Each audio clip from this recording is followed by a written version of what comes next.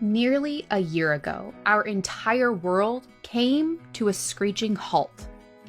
Although it was unexpected and largely unwelcomed, we were all given a unique opportunity to critique our reality from the stillness of our homes.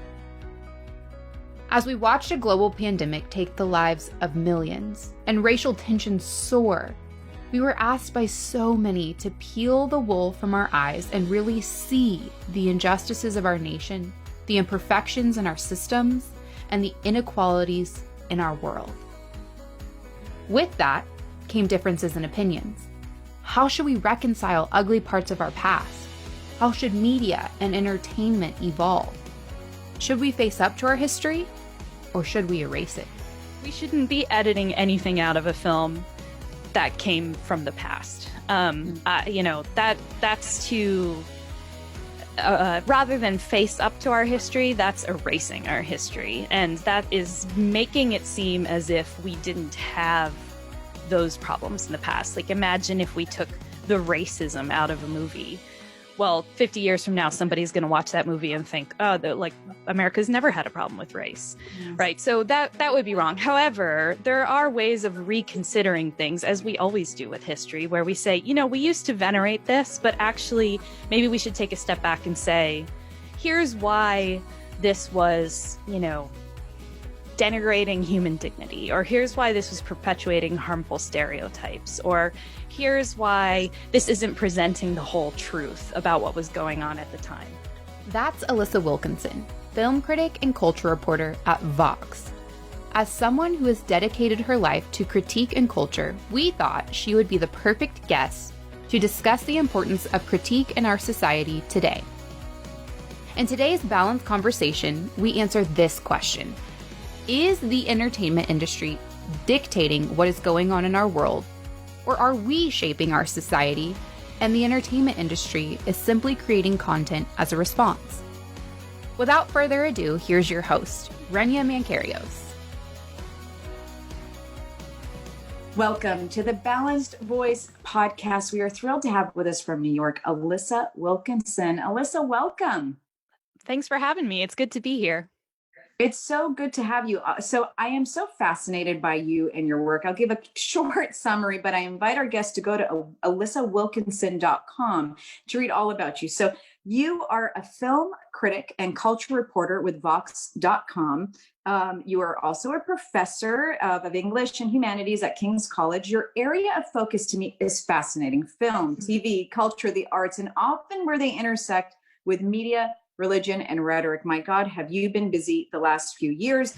You're a member of the New York Film Critics Circle, the National Society of Film Critics, and a long list of others. You've served on juries at the Sundance Film Festival, the Hamptons International Film Festival, and a long list of others, and on committees for groups including Gotham Awards and the Sundance Documentary Film Project. You're a member of the New York Film Critics Circle, the National Society of Film Critics. You've written essays and commentaries, features, and criticisms for Rolling Stones, The Washington Post, The Atlantic. You've been a guest commentator on PBS, CNN, BBC America, NPR, and so much more. You've written a book, How to Survive the Apocalypse, Zombies, Cyclones, and Politics at the End of the World.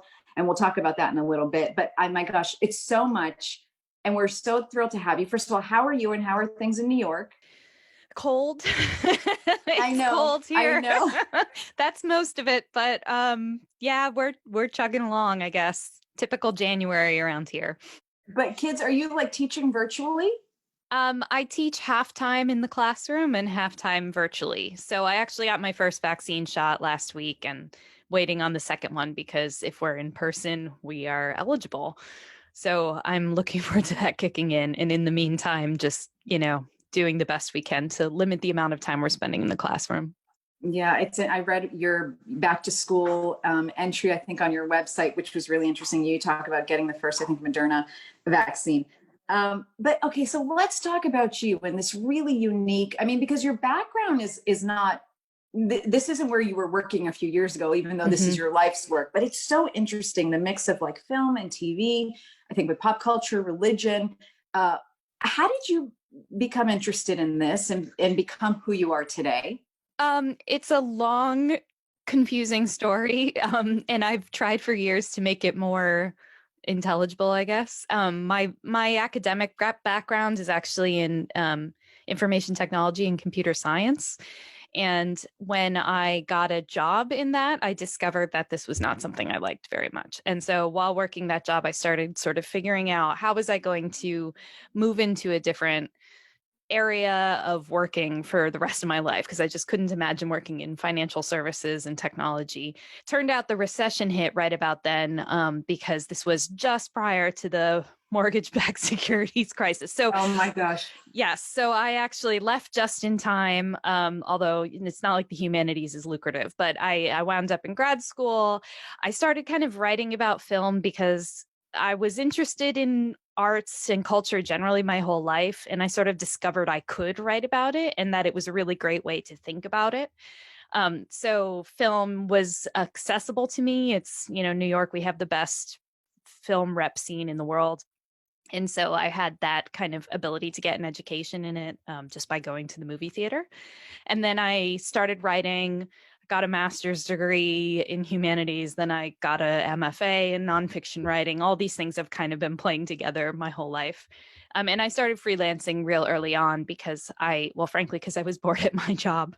And so freelancing was something to do. In my spare time, in a way to kind of process the things I was thinking about. And if you keep writing long enough, and if you're halfway decent at it, people will keep hiring you. So I eventually ended up kind of straddling a line between Christian media, which was a little more close to the kind of stuff I had grown up reading, and mainstream media, where people were interested in my ideas, and they were also interested in the way that pop culture and religion intersect, which I've always found interesting to talk about. And then after a few years, being the chief film critic at Christianity Today, which is kind of middle of the road place to work, I got a call from Vox, and they were opening a new film position, and they asked if I wanted the job, and I said sure. So I've been doing that since just before the 2016 election. Oh my gosh. Like, I cannot even imagine what this has been like the last few years. And what makes you such an interesting guest for our podcast specifically is we're all about balanced conversations. And this has come at a time when you can no longer have a balanced conversation. And I've been really intrigued by just the role of critics today, when everybody thinks they're a critic, and you have to be really careful about exercising an opinion in general. And I like how you talk about critics being, art about art, but we'll talk about that in a second. But you marry that with where we're just going as a society with pop culture and TV, and even TV. We had this incredible conversation with Tim Winter of the Parents Television Council, where it's just like Disney shows that are really catered to middle schoolers are talking about things that are like, if most parents knew, they'd be like, oh my God, I thought I could just turn it on and sit back and not worry. And it's actually like, no, you can't be watching this. So where the TV industry and film industry has gone in general, and then how that intersects with whatever a person's faith is or belief system, we loved all of it. And so I was like, I have to have you on. We're dying to talk to you. But the unique mix between like the film culture, the film industry, TV, and religion. I feel like there's a lot of tension there, and Hollywood doesn't seem to be interested. And I don't know, I'm asking this. They don't seem to find religiously driven films to be blockbusters. And I'm not just speaking about Christian films. I'm just saying films that have inherent religious ideas. Is that what you're seeing and finding? So religious films do make a ton of money. I mean, we have to start out by acknowledging that The Passion of the Christ, which came out in 2004, I believe, is still the #1 highest grossing R-rated film of all time by a long margin. I did not know that. Okay. Way ahead of the next one, which I think is Deadpool. So, of course, in R-rated film, those don't make that much film. R-rated films don't make that much money to begin with. So that's not super surprising, but The Passion of the Christ holds a record by any standards. So at least when it comes to Christian films, they do make tons of money. A few years ago, the movie Breakthrough, which starred Chrissy Metz and Topher Grace, that was the #1 earner as far as net revenue for the studio that made it. So that like those kinds of things are surprising, I think, to people because it seems like those movies fly under the radar. And there's a couple things that are going on there. One is that they are made for a niche audience. And it's a large niche, but they're made for a niche audience, right? Which is people who want to see movies like that, who will pay money to see movies like that, who are looking for kind of inspirational content. It's not super religious. It's sort of riding a line of like appealing as broadly as it can. And then also, I would say Hollywood is not, people give off the impression that Hollywood is anti-religion. That's not true. Hollywood goes where the money is, and the money right now is certainly in that area.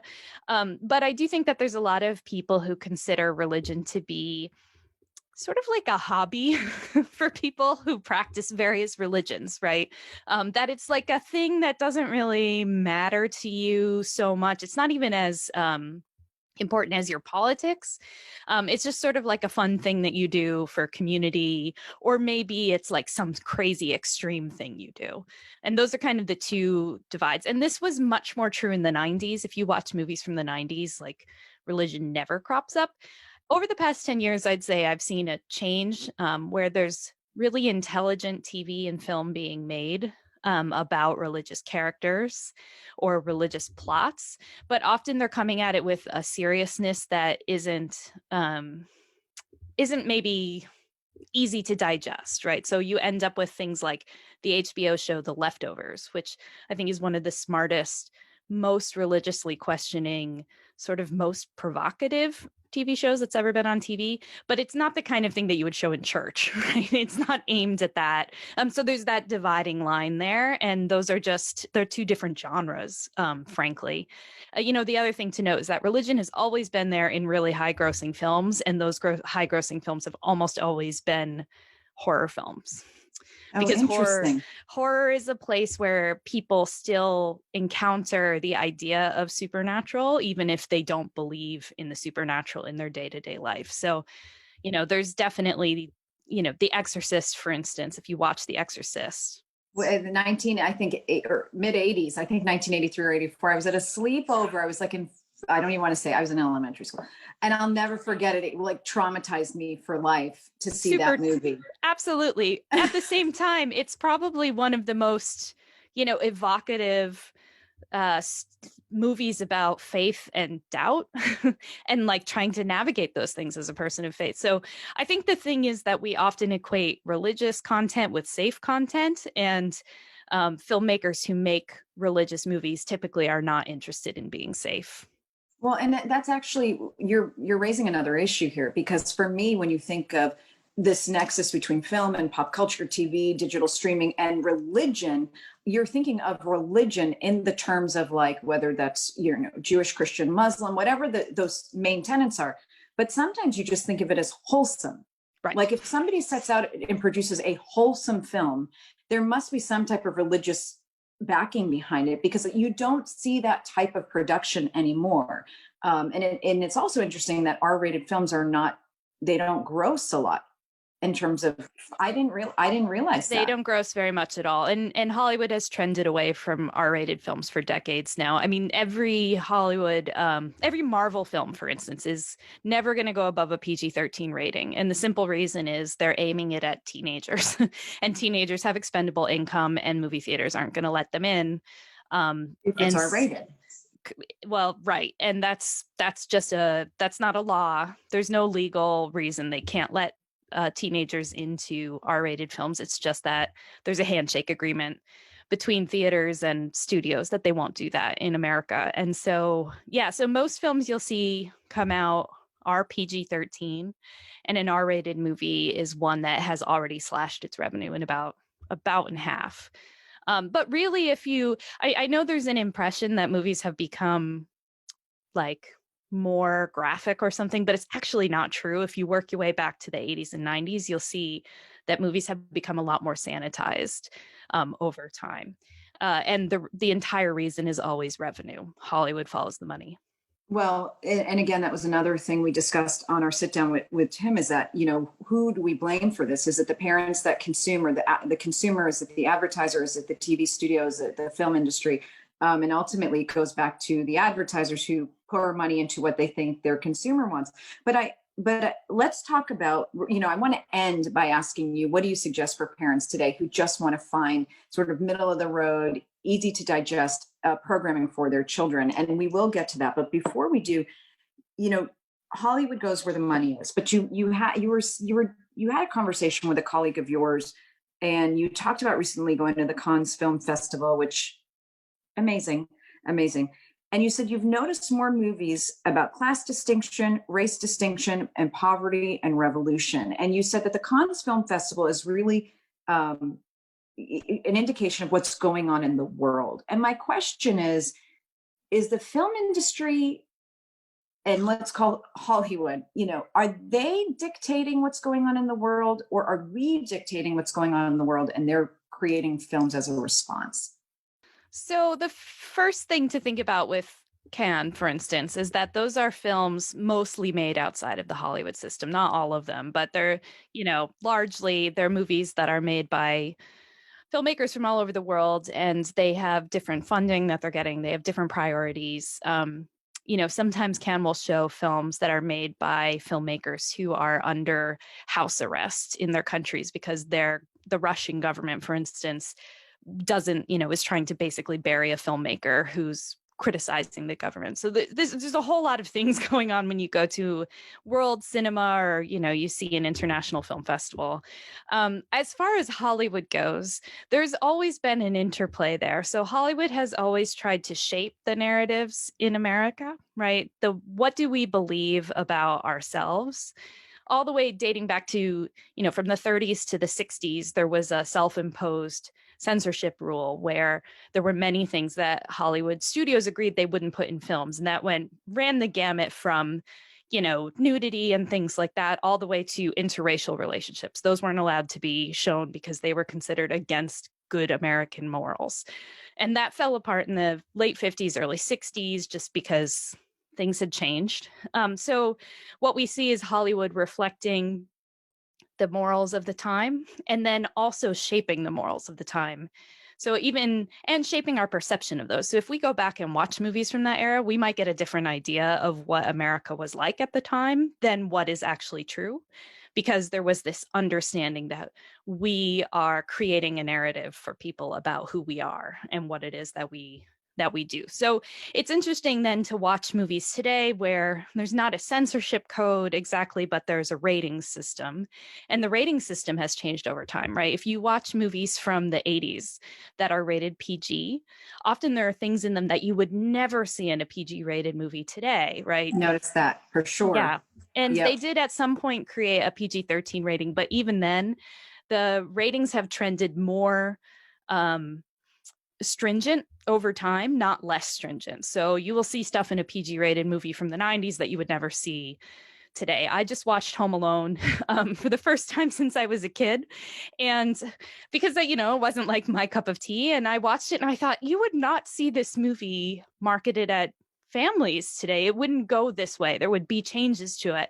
Well, there's lots of bad language. The violence is pretty extreme for a movie of a PG rating, and the family are terrible to one another. I mean, it's a really kind of shockingly toxic family environment. And those are the kinds of things that people actually react to today. And that feedback actually has an effect, right? Because if Hollywood studios know that people don't want to see this, then they're going to shift the kinds of movies that they see. So even watching, a Christmas movie that's PG rated today, you're going to see a different set of, things happening in it.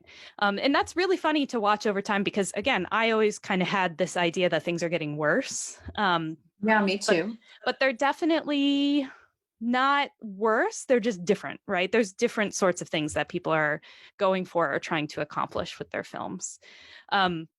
So that's really funny to me in a lot of ways. And I also think that it's telling again about the sort of feedback loop that Hollywood and sort of American society have been in, that Hollywood gives us something, we buy it or we don't. We also are taking instruction from it about how we ought to be and what we ought to believe. And then we're feeding that back to the industry. So there's been that kind of loop going for the whole time that we've had movies. Well, we want to take a short break, but when we come back, I want to ask you about what it's like being a critic in this current climate, and then whether or not we should be going back in time. Based on what you just said, should we be editing films back in time to make them fit our narrative now? And really, it might be a good, almost documentary of how we've evolved as a community. So we'll come back in just a minute. We'll be right back. This balanced conversation is made possible by Brigitte and Bashar Kalai, Hallie Vanderheider, Sippy and AJ Corona, and Deepwater Productions. If you're interested in furthering our mission of facilitating balanced conversations, offering real solutions, contact us at thebalancedvoicepodcast.com.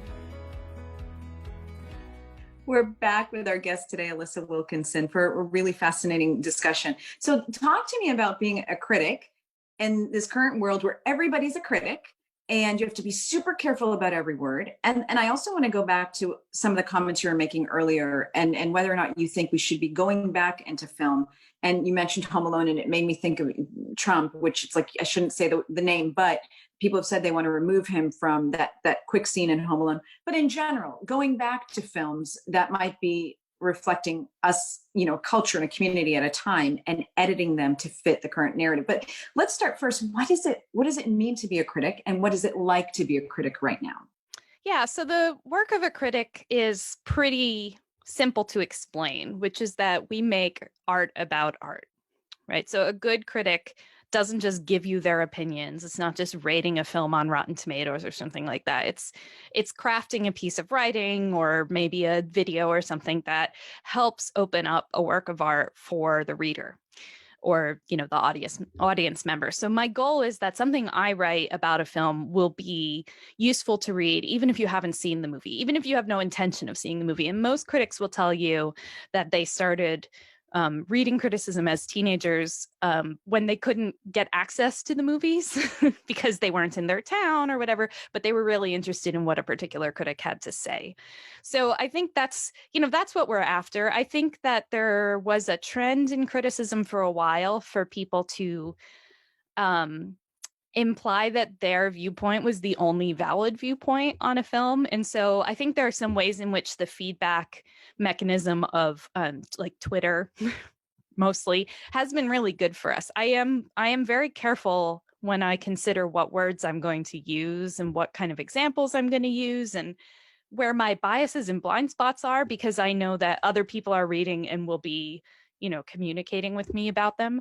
But one good thing about being a critic is you get really, really used to stating your opinion, backing it up, and disagreeing with people. And, there's this funny conception sometimes among fandoms out there on the internet that critics all get together and kind of conspire to have critical consensus. And I was joking with some friends that actually whenever we get together, all we do is yell at each other about how wrong we are, but that helps you shape and sharpen your own argument. So I think there's something really healthy about that a lot of people could probably learn from, particularly in the way discourse is shaped on the internet. And you've commented on the fact that you like listening to critics you disagree with, yes, because it helps you, whether maybe you'll learn something. And I mean, my goodness, if we all thought that way right now, wouldn't that be unbelievable? It would be great. And, this is part of being a critic, is that there's no correct answer to how I saw a movie. All I can give you is how I saw the movie. And so I think that that's a sensibility that we have to develop. I'm not personally threatened by someone who disagrees with me. But I am going to learn something from them. Even if I ultimately think I don't agree with your perspective on this, I still can see how you got there if you're any good at being a critic. And that, that helps us to understand how people come at diversity of viewpoints. Diversity of viewpoints, which is a beautiful sentiment. Do you, there's two areas I want to touch on here. Do you feel, one, that it makes sense to go back and edit films to fit the current narrative? One, well, actually, let's start there. Do you think that we should be doing that? So no, we shouldn't be editing anything out of a film that came from the past. That's to, rather than face up to our history, that's erasing our history. And that is making it seem as if we didn't have those problems in the past. Like, imagine if we took the racism out of a movie. Well, 50 years from now, somebody's going to watch that movie and think, oh, like America's never had a problem with race, right? So that would be wrong. However, there are ways of reconsidering things, as we always do with history, where we say, we used to venerate this, but actually maybe we should take a step back and say, here's why this was, denigrating human dignity, or here's why this was perpetuating harmful stereotypes, or here's why this isn't presenting the whole truth about what was going on at the time. I recently talked to the director of the new documentary MLK FBI, which is about how the FBI surveilled Martin Luther King, which is something that, we tend to forget. I mean, the FBI's on Twitter wishing MLK a happy birthday. And it's like, you literally sent letters to him trying to get him to kill himself, right? And before you go on, because I want to hear about this, you say you just talked to Sam Pollard, who directed the MLK FBI, which details what you said, massive surveillance of Martin Luther King under the FBI, but also Hollywood's role in enabling that kind of surveillance of a private citizen. I had no idea that this happened. Right. So it's not like a 1-2 step kind of thing. There's sort of a few dots to connect. But one thing that Sam Pollard pointed out to me and points out in the film is that there's sort of two things that Hollywood did for a long time. One is to always present a wholly uncritical perspective on the FBI. And this is during the Hoover era, when there were lots of things going on that were, we would consider illegal, or at least very ethically questionable, especially in America, right? And this went on for decades. And, Hollywood has collaborated with the FBI on this. There's a back and forth there. And there's an even longer tradition of Hollywood presenting really damaging stereotypes of Black men. And we can date this all the way back to The Birth of a Nation, right? So then the question comes up, should we not watch The Birth of a Nation? And Sam Pollard would say, absolutely, we should watch The Birth of a Nation. I certainly would say that too. But I'm sympathetic to the idea that we should put notes at the beginning of films where we say, not say this is problematic, but say this presents a view that's dishonest. So let's watch it for what is good about it, which is it's a revolutionary piece of filmmaking. And let's watch it to remind ourselves that this is not far in the past. This is our recent history. This is less than a century ago. This is what we were saying. And this has these effects. So this is what parents should be doing. This is what teachers should be doing, right? This is what writers of film histories and critics should be doing, is saying, we're not going to pretend that we didn't do that. We're going to say we did that and it was wrong. And it had these effects, and we need to own up to that and know that images have power. And that's something that we have the ability to do, and something that, trying to get rid of our history entirely would never accomplish. So on that note, we talk about the role, and there's a tremendous value in film and TV production and carrying people's stories and revealing horrific things. But I'm curious what you think, especially since you're looking at like the nexus between culture and religion. And to me, again, religion is religion, period. It's all faiths. And a lot of, these mainstream faiths share very common principles about so many things. But then you look at films like Cuties, and I'm trying to think of the Jodie Foster film where she was raped in the Taxi Driver.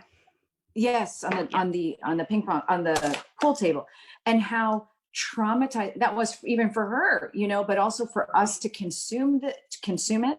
And then it pushed the envelope. But people now say, but it was good to see that. It raised awareness. You look at Cuties and the Netflix documentary or series that I had many issues with. Many. I thought there were very valid points, but I didn't like that they were making a coming of age film that brought 10-year-old girls through something that should have nothing to do with coming of age. Dancing on a pole, emulating strippers, exposing your genitals on social media. Like, none of that should have anything to do with coming of age. But is there a place for those films in today's society or in the conversation, or do they do more harm than good? Well, I think when it comes to these discussions, particularly thinking about Cuties, which is a film I saw about a year before the controversy erupted. part of the issue that we're running into, I think, right now is the same thing that's always been true for films, which is that technology drives the way that they're received, right? So one thing that's true about a film like Cuties is that even a year ago, and prior to Netflix picking it up, because Netflix didn't make it, it would never have been seen outside of an art house theater context.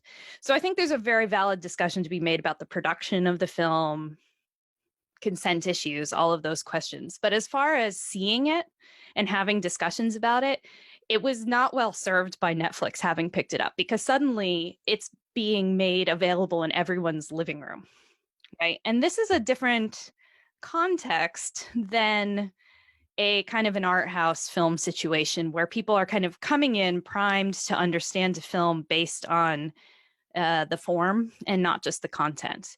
As soon as you move it to a streaming service, it's easy to slice and dice. It's easy to take pieces of something and put it into another context, right? And to kind of pick and choose and remove content from the delivery. So one thing I'm always saying to my students is that a movie is never only what it is about, it's also how it is about it.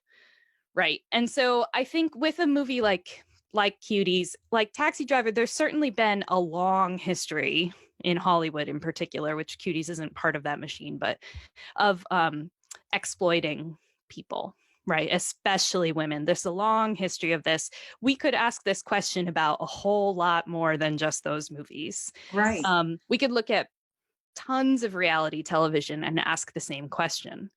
But there's a lot of complex factors there, one of which is how is this being delivered to the audience and what kinds of things become available through that delivery in a way that they weren't prior to, to the advent of streaming, frankly. So we end up in a weird situation with that one. I mean, the funny thing about that movie is it's actually a pretty biting critique of the same thing that other people were critiquing when talking about the movie. But a lot of that context just dropped away as soon as Netflix picked it up. And frankly, the way they marketed it was pretty heinous. At the same time, it was interesting to me how many people were up in arms about it who don't talk about, I don't know, like dance moms, right? Like there's lots of things that happen all the time that don't kind of have the same pushback. And I do wonder what the internet and what streaming has created in trying to kind of cancel things like that when we don't see that with other very comparable and much more pervasive situations. Such a fascinating topic for me, and I think for many of you. We're about to dive into what digital streaming and how the industry has changed in general, but I wanted to talk about something you'd mentioned a little while ago in terms of like ratings and what they mean and what the appetite for people is, and then also about how people are portrayed on the screen. I noticed recently 2 posts, and I want to pull them up. One was a woman watching Bridgerton, and she said, I was really excited to see all the nudity, the quote unquote sex scenes, et cetera. Everybody's talking about it. But there was some concern with it just being there on Netflix, and anyone, really your kids, anybody can see that.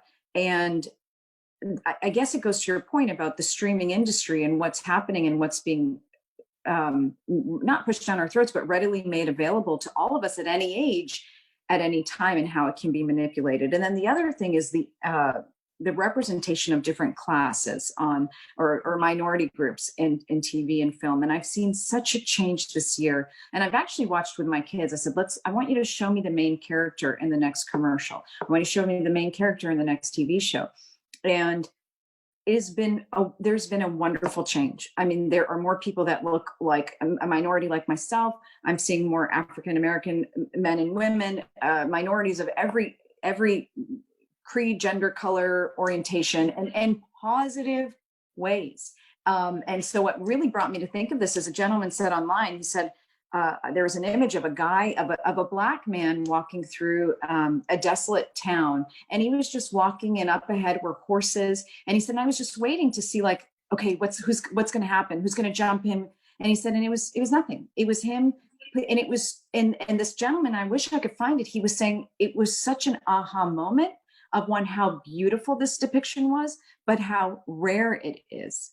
And I thought, my God, that was an aha moment for me too. I couldn't believe it. So I do think we're headed in the right direction, and God, where we should have been decades ago. Like, it breaks my heart. But then I also go back to the Bridgerton point on how people are like, this is too much for streaming. And like, there's so much good happening, but there's so much bad too, in terms of the content that's available to kids and everybody, really. Right. And that I think was too loaded. I'm sorry. No, I mean, I think part of the issue here is the same one that we've always had, which is that technology runs ahead of protections on that technology, right?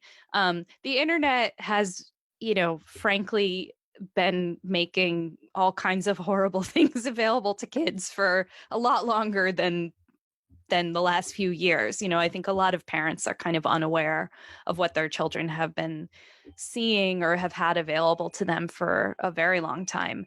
One movie that was very good at showing this, I think, was the movie 8th Grade, which is really for like older teens and adults, I would say. But it helps to point out just kind of the incredible accessibility of all kinds of content through technology, and the fact that tech makes it easy. The fact that kids are usually more tech savvy than their parents means that they can often get to things. And, kids have been stealing their parents' magazines for a long time. Like, this isn't wholly new. It's just everywhere. Right. So the question then becomes, do we ask those companies to censor themselves because somebody might run across it? Or do we pour resources into creating safeguards? Right. And for a lot of companies, I think, they're not being pushed to do that. Sometimes I think it's because they just don't. There's no financial incentive to, right? So that's something that subscribers have the power to do, is to insist on safeguards. In the case of Bridgerton, like it's I watched the whole thing. It's trash. It's not that good of a show, right? But yeah, they're. So wait, is it like, so when you say something like that, do the makers of Bridgerton like literally call you and like, why are you criticizing? I mean, have you ever gotten calls like that? Like, how dare you? This is critically acclaimed. It's the #1 show on Netflix. Well, Bridgerton, I would say it's not critically acclaimed. Like, it's been very steeply criticized. Among other things, its handling of race is preposterous. But it's the #1 thing because people watch it, and so they're incentivized to make more of it, right? They're not going to make less of it because everyone watches it. Yeah, I have gotten calls at times, but it doesn't matter. I'm not writing for them. I'm writing for readers, right? But I think that the thing about all entertainment is that kids are going to see what's available to them, and it's always been up to parents to figure out what their family standards are, and also be aware that like you can't guarantee that your kid's not going to interact with some of these things. I wasn't allowed to watch much TV or films when I was a kid, and I wasn't either, but when your parents didn't take you to the movies, I mean, you didn't go. I remember like seeing Flashdance. I mean, do you remember Flashdance? I mean, and my parents were like, how did you see Fun? I was like, somebody had the VHS video and we watched, and they're like, you're not allowed to see that. And that was, I mean, there was no way for me to see it, but now I can tell my kids all day, you're not allowed to watch whatever. And it doesn't matter. They're going to, with 17 different gadgets in front of them, they're going to have access to it. So I want to wrap up by talking, one, quickly about your book, but two, what is your advice to consumers? Like, what do we do if we appreciate all of this, all types of genres of film, but we want to either send a message to producers and filmmakers that we want to see cleaner content, or we want to keep our kids from taking a peek at things they shouldn't? But we'll take a quick break and we'll be right back. Today's real solution, as suggested by our guest Alissa Wilkinson, is the award-winning film 8th Grade. 8th Grade is a 2018 coming-of-age comedy drama that depicts the life of a middle schooler named Kayla. In this film, writer and director Bo Burnham uncovers many of the challenging realities of Generation Z while primarily focusing on the theme of anxiety. This film is rated R, and therefore parental discretion is advised. However, it provides ample opportunity for discussion about the way society impacts our youth. To view the trailer or rent the film, visit our show notes at thebalancedvoicepodcast.com. So our guest today, again, Alissa Wilkinson, and we're so thrilled to be talking to you. Let's talk about, we'll end with your book, but let's talk a little bit more about what you were saying. What do parents do who know that their kids can literally pick up anything at any time and see whatever they want? Well, there's a couple things. So one is, I think, being realistic about how much control you can have over that. Some of it has to do with, trust. Some of it has to do with conversation. Some of it has to do with actual technical guards. Like, you can put parental controls on most streaming services. You can put them on your TV. You cannot subscribe to them if you want to go that far. There are not no ways to do this. But the one that's bigger, and the one that I think of, having come from a very sheltered environment and kind of wishing I had some conversations with my parents, I think, about some of this pop culture, is to really make it a family business, that we talk about the things that we're watching. Like, maybe we say, like, oh, make a safe space to have a conversation about what it is that we saw. I think for some kids, and I say this just talking to college kids all the time who often come from families that are very protective of them in this way, that they felt like they were going to get in trouble with their parents if they told them what they had seen, and it bothered them. And that, I think, is in the end more destructive, because at some point we're going to become adults. We're going to watch whatever we want. It's going to happen, right? But learning how to healthfully navigate some of these things, I think, is really hard for kids. And what you don't want is just their friends helping them navigate it, or just the internet, right? It's, again, I bring up the film Eighth Grade because I actually think it models a really interesting relationship here, where the eighth grader has a single father who really cares about her, is a little clueless about what it is she's encountering on, I guess it's Instagram, because this movie's like 2 years old. So TikTok wasn't as big of a thing as it is now. But they have these conversations, and he's made a space for her to come talk to him about these.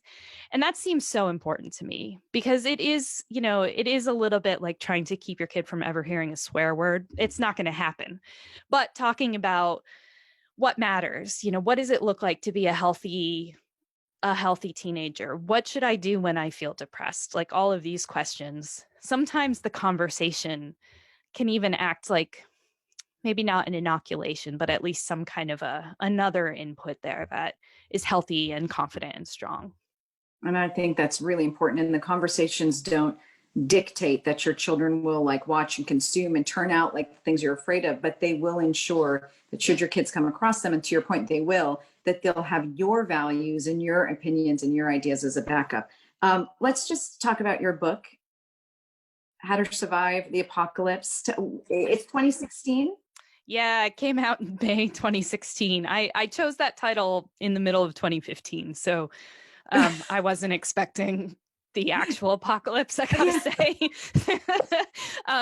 But it actually was kind of revealing. I mean, one of the things that we talk about in the book is how apocalypses are moments of revealing. So apocalypse doesn't actually mean the end of the world. It means like the curtain being drawn back and you can see what reality is underneath. And that's always been true through all of human history. So we talk about various pop cultural objects that are set in apocalyptic times, and also ones that are merely taking place at sort of a cultural apocalypse. So we span everything from Battlestar Galactica and The Walking Dead to Mad Men, which really I would contend is an apocalyptic TV show. It's about the revealing of what's going on underneath. So it's been funny and something else, I don't know, over the last 5 years or so to see a series of cultural apocalypses happen, including a pandemic that really revealed a lot of inequalities and a lot of, lack of justice, all of these things that are true in our society. And then the question is, okay, well, once the reset button has been hit, did we learn from that apocalypse, or are we just gonna create it again? It's been very revealing to live the last few years after having written that book. I'm sure it's been fascinating. And the conversation with you is absolutely fascinating. I mean, Alissa Wilkinson, you are incredible. Anybody interested to follow you can go to the website, alissawilkinson.com. Anywhere else they should go? I tweet a lot, so you can find me at Alissa Marie, or you can just go to vox.com. All my writing is there.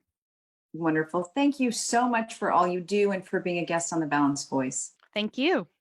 Okay, we'll catch you guys next week. Thanks, everybody.